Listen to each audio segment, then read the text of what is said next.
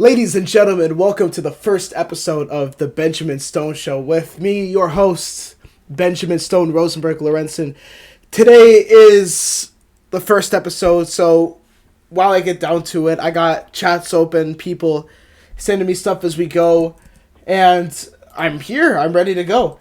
So, first off, I just want to explain a bit of who I am. I am a 20-year-old political science student at the University of Toronto, and this is my life's mission. I want to encourage debate and discussion within young minds in Canadian, especially in Canadian politics, because you don't see that a lot in Canadian politics. So, for me, this is equivalent to what you see with Ben Shapiro, what you saw with Charlie Kirk. I want to spread the word. So before we get into anything that I have to say, I just want to say thank you for tuning in. And we're going to start now we're just going to ease into it. Yesterday was Charlie Kirk's Memorial, and it was all over the news, over every single American news channel. And I know this is a Canadian politics show, but I just want to dive into this first, because they treat this man like he's a saint, like he was Jesus Christ himself. It's crazy. I didn't believe it when I was watching. When I heard RFK Jr. compare Charlie Kirk to Jesus, I couldn't believe it. And I don't know if it was just me or if anyone else who was watching thought he was a little crazy for doing that. And then you have Donald Trump going on stage trying to make it about himself, saying the White House now has a cure for autism. What is that? I'm sorry. You can't say stuff like that when you're at your supposedly a close friend's memorial. I have to say, J.D. Vance spoke really well. J.D. Vance spoke really, really well yesterday. And I have to applaud him for that. He seems like he was very heartbroken, very distraught. And he was there not just for the country, but for his friends. So I will give him that. But in terms of the other people there, man, I don't know how you can show so much disrespect to a man that you say you call a brother, right? I don't know. That's just me. I couldn't believe it, really.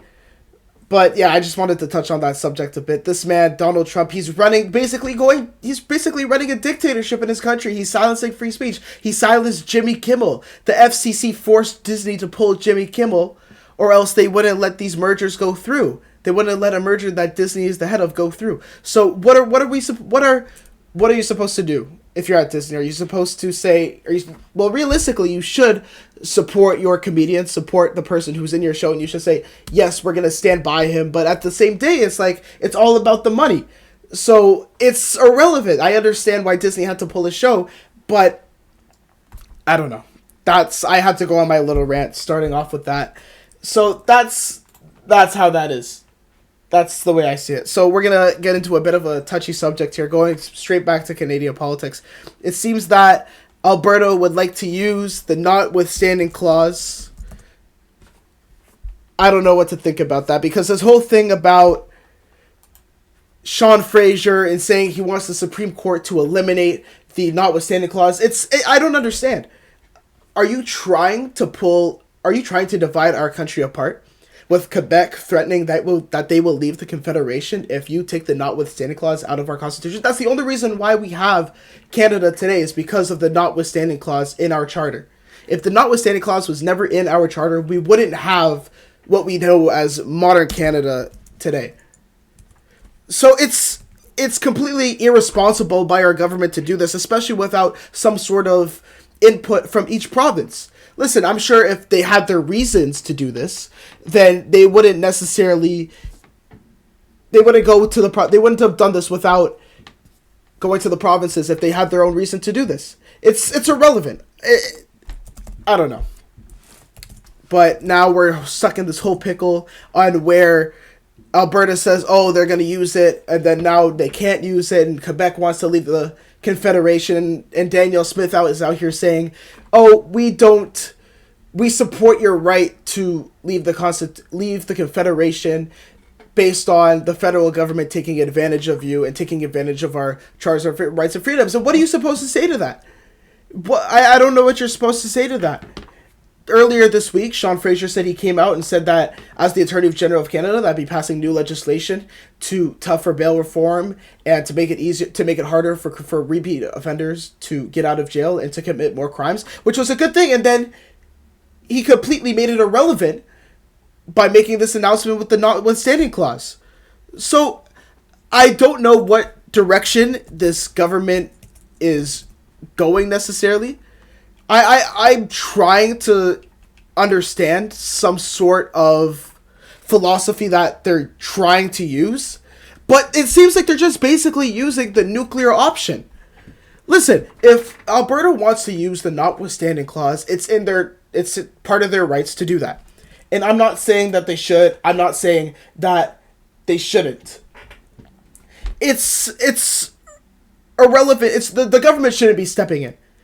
And it seems like that they're somewhat limiting themselves on free speech necessarily. Like, not really, but kind of in a way. Like, you're restricting her right to use it.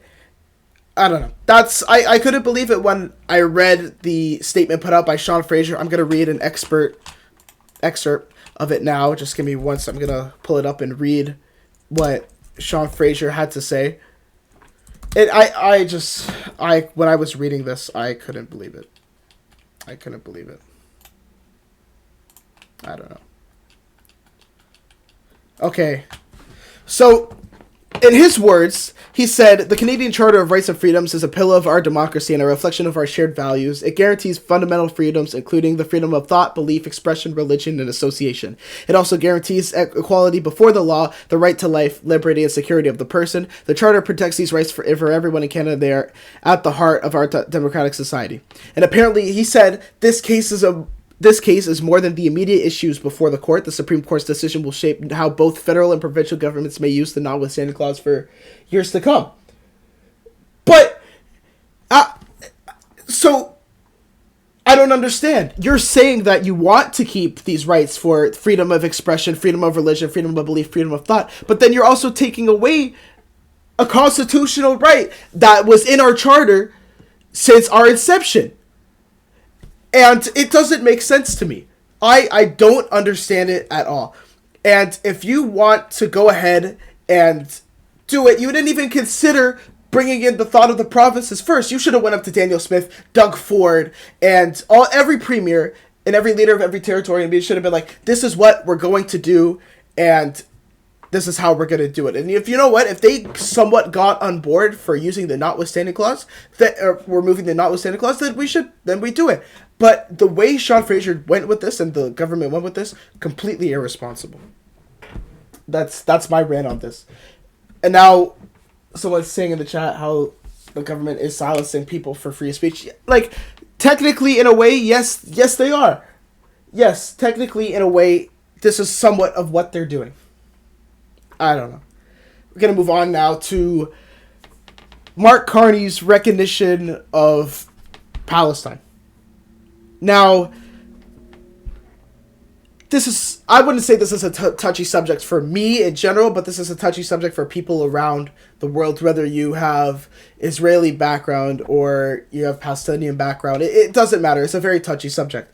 Now, yesterday, Mark Carney decided to recognize Palestine as a state along with the leader from the UK, Keir Starmer, Emmanuel Macron, and the Prime Minister of Australia, leaving very little countries that don't recognize Palestine as a state.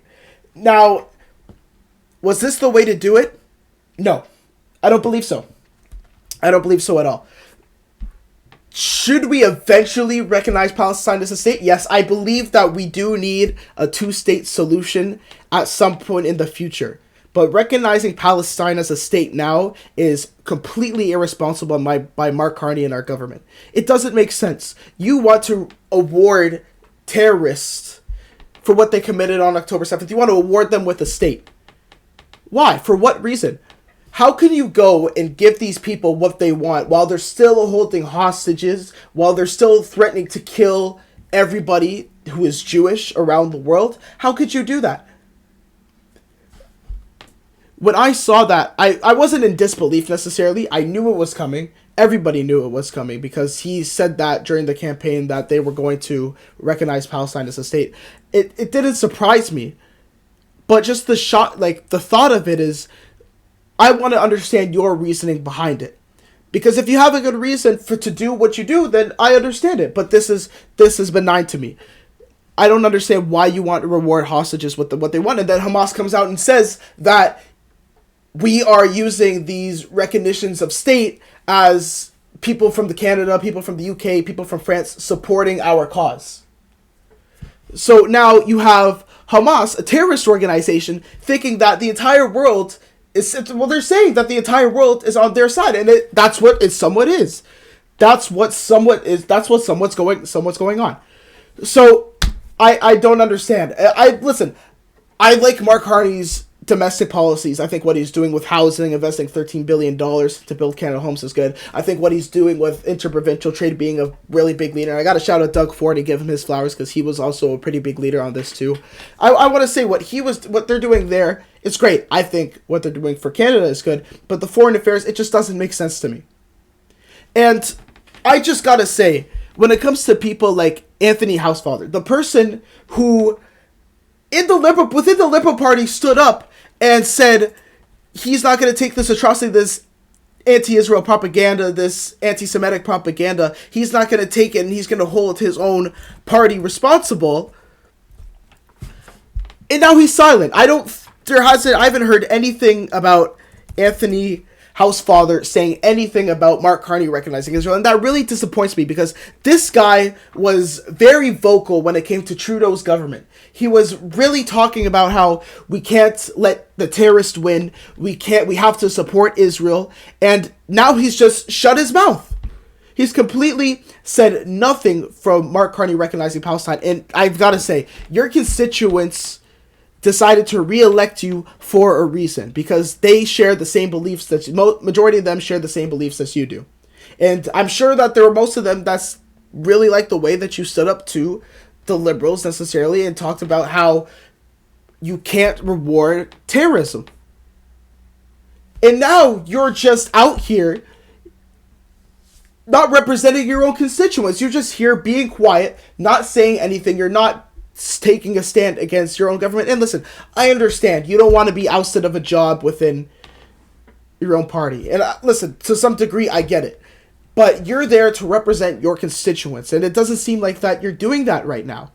It doesn't seem like many politicians are doing that right now in general. In fact, either. We go towards question period last week on Monday. And to me, it was a complete shit show. The way question period was ran was absolutely insane. Like, all I can say for it to put it on the same level as you guys is insane.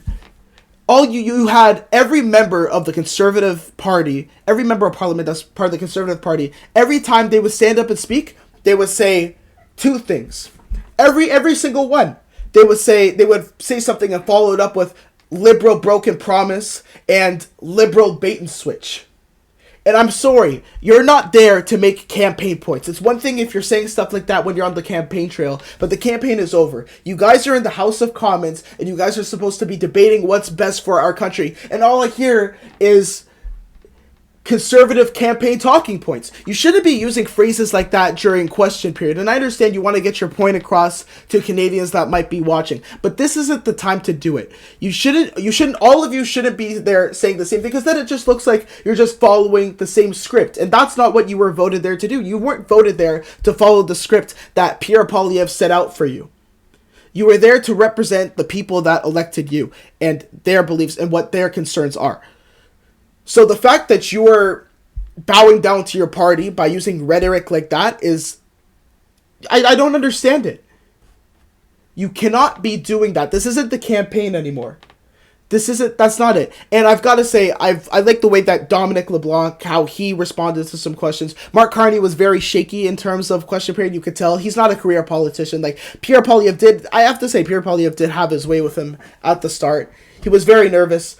And that's not surprising. The guy was only in the House of Commons in Parliament for 3 weeks before the entire Parliament took summer break. So, of course, he's going to be a little shaky. Of course, he's going to be a little rocky. So, that's somewhat I understand.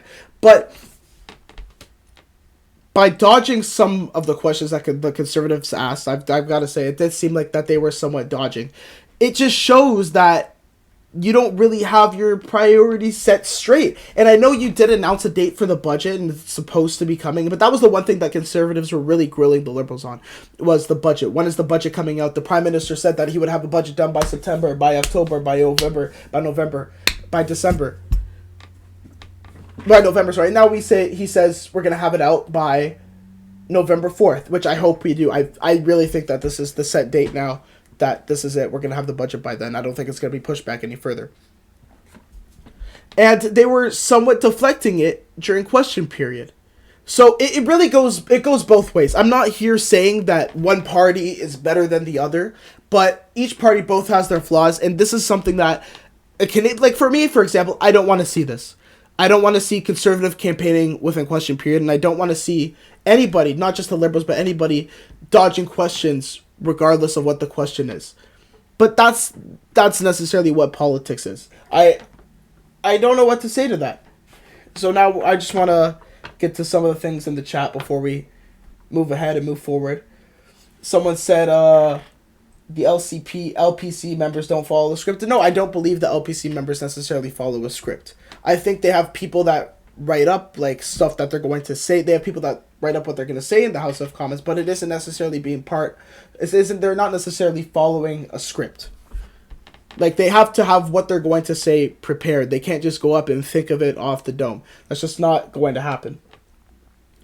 So I don't think they follow a script. I think when the conservatives use the same rhetoric that every single member, whenever they rose to speak, said the exact same words. I'm telling you, liberal broken promise, liberal bait and switch. Every single member who rose to speak during question period said the exact same thing. And I think someone should make a compilation of it because it was pretty funny. Can we turn Toronto into the Stone Zone? Yes, we can. When I'm elected, eventually we can turn it into the Stone Zone. There you go. People are saying the LPC is a hive mind. I wouldn't say it's a hive mind mentality. I think there is no hive mind mentality when it comes to politics right now. But in terms of other stuff, like in terms of party leadership and all that, yeah, it is somewhat as a hive mind mentality. If you look at it that way, everything is necessarily a hive mind mentality. I don't know. So we're just gonna keep going. Michelle about okay. Thank you, chat, for engaging. But yeah, back to what was going on in question period.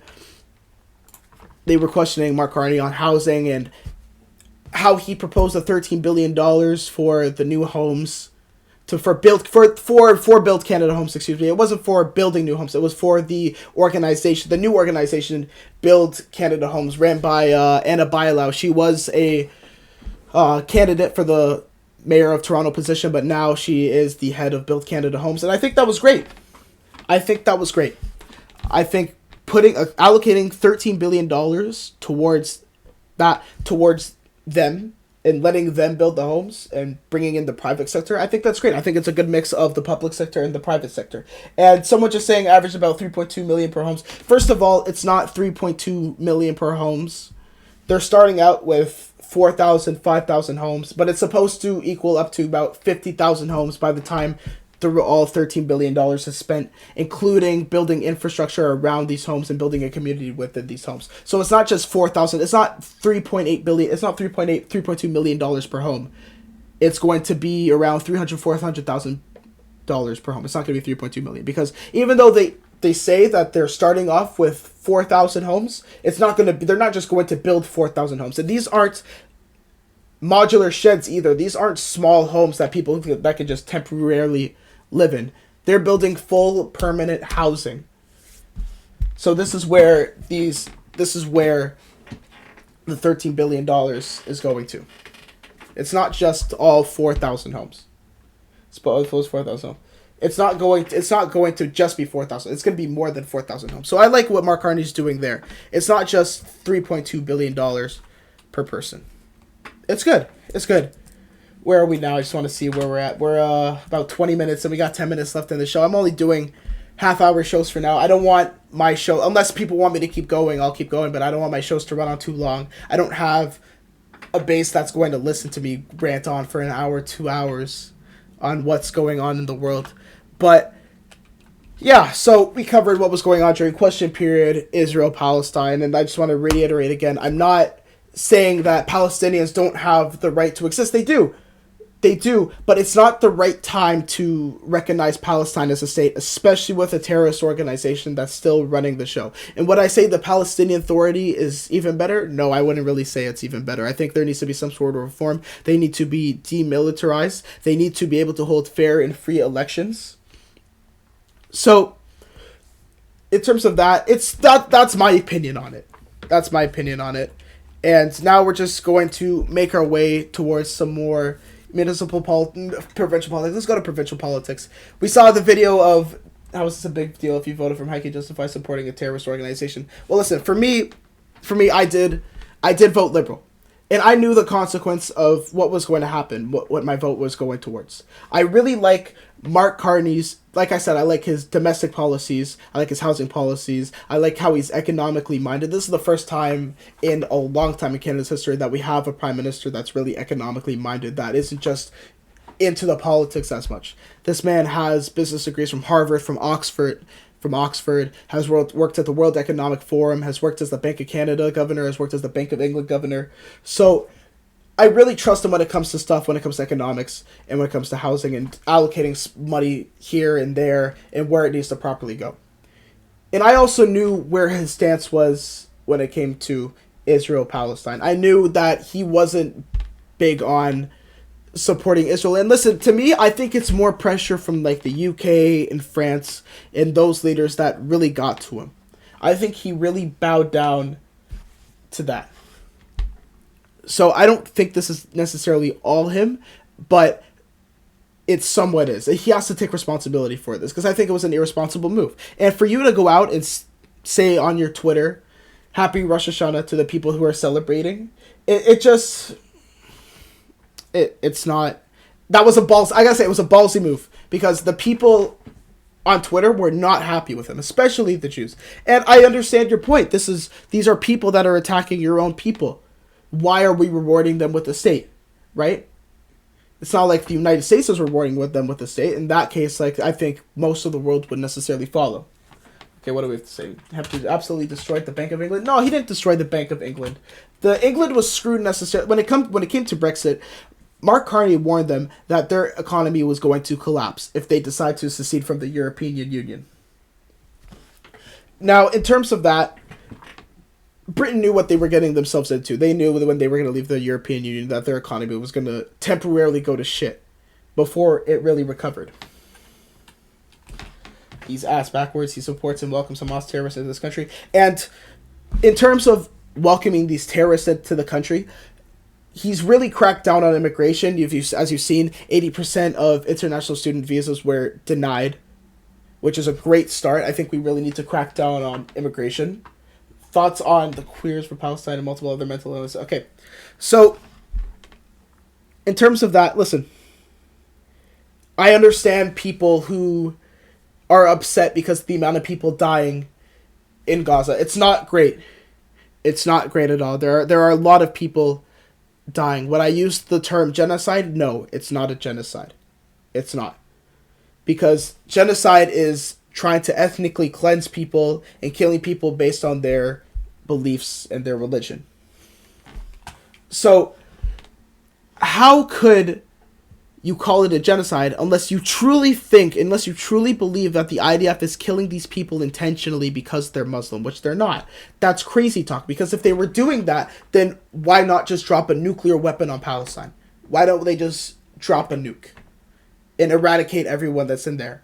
In fact, to start war with the entire Middle East if they were trying to. If they have one of the most powerful militaries in the world and are supported by the United States so they can do whatever they want, why don't we just nuke Palestine? They're not going to do that because they don't want to commit a genocide. That'd be stupid.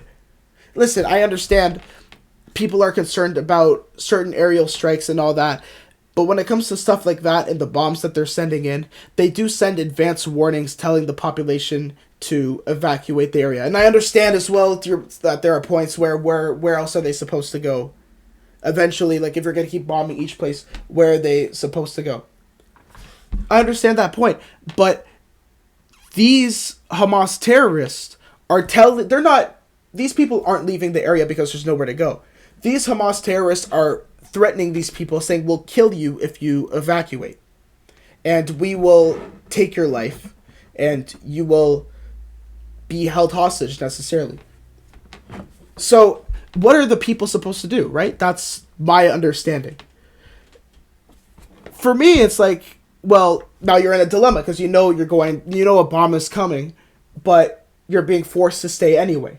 So people don't talk about how Hamas is forcing their population to stay in these zones where they're being raided, in these hospitals, these schools. And listen, I'm not saying that these hospitals should be bombed, but when you have Hamas hiding out in hospitals, and you have them hiding out in schools, and using children as human shields necessarily, what is the IDF supposed to do? I don't... If you guys can tell me what they're supposed to do, then, and it sounds somewhat rational, then, you know what? Then I'll come on your side and say, you know what? Then someone should go up to the IDF and be like, you should do this, and you should do that, and it will make you look better in the public eye, and you won't be killing as many Palestinians. Now, I think it's really unfortunate the amount of people that are dying in this war. It's not good at all, both sides. But I also can't get a straight answer from half these supporters. Half these supporters saying that this started in 1947, while half of them are saying it started on October 7th, 2023. I'm not getting a straight answer. And that's what really bugs me, is that you have all these people that are saying that they're united over one cause, but none of them can get their facts straight. Right? So let's just, for the sake of majority rules, let's just say it started on October 7th, because that's what majority of people believe. Majority of people believe that the quote-unquote genocide started on October 7th. So if you want to put it in that way, then what is Israel supposed to do? These terrorists came into their country on October 7th, took hostages, and you're just saying, oh, we should just let them take the hostages, and there's not going to be any repercussions for what they did on October 7th. That's benign. That's insane. I'm sorry, but if you think that, and you're saying that the IDF shouldn't go into Gaza because, oh, there are Palestinians there and they have the right to live, that's insane. That's like saying that the U.S. shouldn't have gone into Pakistan and Afghanistan and taken out Osama bin Laden, because there are people living in those areas. Well, when there are terrorists hiding out, what is the IDF supposed to do? I'm just circling back to my point now. I just feel like I'm circling back to my point. Now, I'm not saying that the IDF is the most moral army in the world, because in terms of war, I don't believe there's anything as morals when it comes to war. And I know a lot of people on the side of Israel, that's one of their main talking points is the IDF is one of the most morals army in the world, and if they wanted to, they'd be killing the entire population. But no, there's no morals when it comes to war. You can't just be like, I don't want to kill all these people because that's my morals, but I have to do it anyway. No, that's not what these soldiers are trained to do. These soldiers are told to go in and kill and get out. As simple as that. Even the ones that go in on ground operations, which don't really happen in Palestine because they don't want to risk that's why also they drop a lot of bombs, is because they don't want to risk their own people being taken hostage. Their own soldiers being taken hostage, and they don't want more hostages. They already have 48 left that they have to recover, whether they're alive or they're dead. Pray that they're alive. So they don't want to send in more people. It's simple as that. Thoughts on Israel claiming that China is hiding Hamas in Beijing? Well, I haven't heard anything about Hamas hiding anything in Beijing. Sorry, I haven't heard about China hiding Hamas in Beijing, so I'm not going to get into that. I haven't read anything about that. I haven't heard about that. That's just a claim, so I'm not going to really get into that. I'll get into it on Friday. I'll read more about it on Friday, and then I'll get into it on Friday. How about that? But yeah, so tell Mark Carney to visit Israel so he can see the truth. But you know what? Maybe I have to send an email to Mark Carney. Mark Carney, please, if you really want to see what's going on, go to Israel.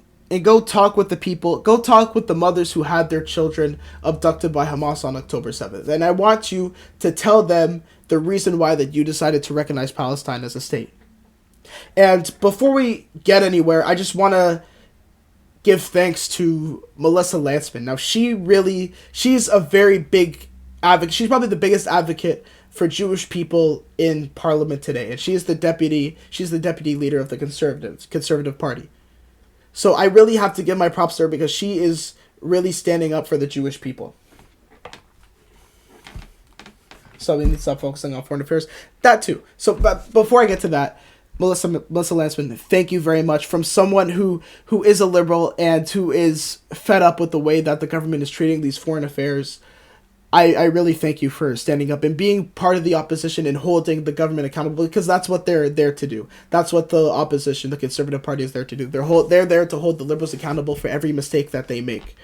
And I'm not saying that they're right in every sense that the Conservatives should be elected. I'm not saying that the liberals are wrong in every sense that they shouldn't be in power. But I think when you have a government that works for the people like that, and especially someone with Melissa Lantsman, I think that is one of the best ways to go at it. And I'm very disappointed in people like Anthony Housefather, who have really kept their mouth shut on this and are just there to sit in the House of Commons and do nothing, necessarily. Not even listen to their constituents and not even raise any concerns. During question period, during SO31s, during when they table legislation and they debate on each bill or each bill. That's what politics is all about. Anyways, let's get back to the chat.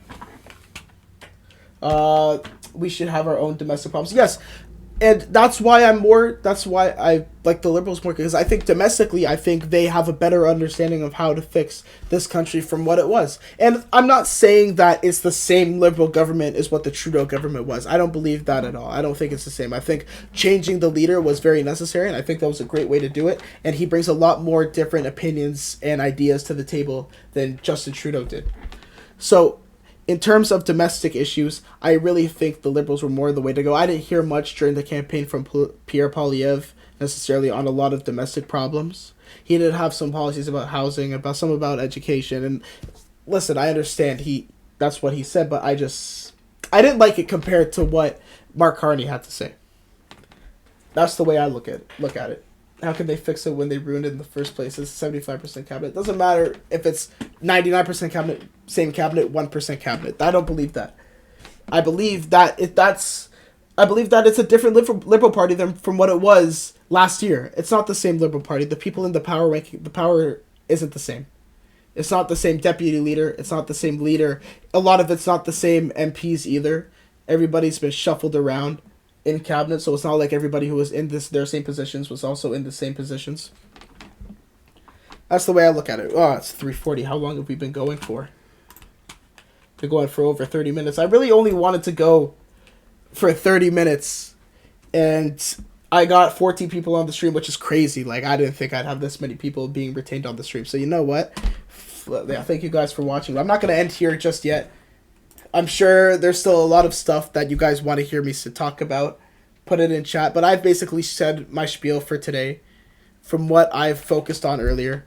We talked about how these people in America are making Charlie Kirk look like Jesus. We've touched on Israel-Palestine. We've touched on housing. I think those were three main points that I really wanted to touch on. Yeah, if you guys have anything that you'd like to say in the chat, by all means, I'm here to answer questions. But in terms of the actual show that I'm going to put out on YouTube, I think this is it. Thank you very much for tuning into the first episode of the Benjamin Stone Show. I am very grateful for you to be watching my show, and I really hope that I can change some of your perspectives and make you critically think about what's going on in our country. Next episode, I will be having a guest on to speak with me for about 15 minutes or so, get their opinion on the state of our economy, state of our country. And I'm not saying whether they're left or right, but I don't think that should be relevant to the guests I have on. I would like to have guests from both sides, left to right, up, down, each corner, this corner, this corner, this corner, this corner. It's irrelevant who I have on. That's what I'm trying to say. So again, thank you all for being here. We got a question. You didn't answer the most important question. Thoughts on Lenore Mavericks returning for summer 2? No, that's not happening. That's not happening. Anyways, do you think the whole Charlie Kirk assassination was a whole job or one individual? It was a one person job. It was not an inside job because I don't think the Republicans would want to kill somebody off that would have that big of a voice that Charlie Kirk did. This is someone that you could have seen as the next president of the United States, and they're just going to kill him like that. He's someone who I really think could have changed the minds of a lot of people in America who are on the left that could have changed their minds from being left to the right. And I wouldn't understand why the Republicans would want to take out one of their own. So yeah. Anyways, I'm going to end the show here. I'll keep the live stream going. But thank you for tuning in to the Benjamin Stone Show, encouraging the young leaders of tomorrow to think critically about the issues going on today. Thank you very much for tuning in, and I will talk to you all on Friday. Peace out.